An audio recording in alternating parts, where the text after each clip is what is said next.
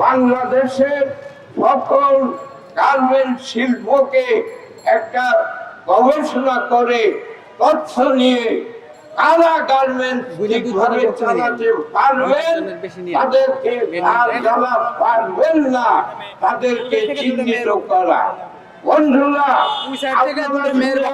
হবে কোন মালিক শ্রমিকদের বেতন দিচ্ছে না, অথচ আপনারা যদি খবর নিয়ে দেখেন ওই মালিকের কানাডায় বাড়ি আছে।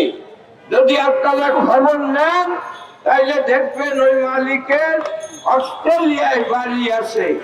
যদি আপনারা খবর নেন তাইলে দেখবেন ওই মালিকের ইংল্যান্ডে একটা না 5টা বাড়ি আছে।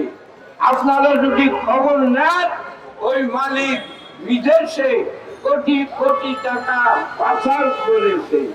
আপনারা যদি খবর নেন ওই মালিকের নামে বেনামে শত শত কোটি টাকা এবং সম্পদ বাংলাদেশে আছে, কিন্তু তারা নিজেরা শ্রমিকদের বেতন না দিয়ে আমাদের শ্রমিকদেরকে দুর্দশাগ্রস্ত করছে, আমাদের শিল্পের সুনাম নষ্ট করছে।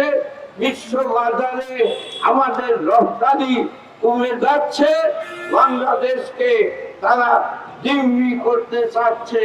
ওই মালিকদের চিহ্নিত করে ব্যবস্থা নেওয়ার জন্য দাবি আমাদের রাষ্ট্রের প্রধান দাবি।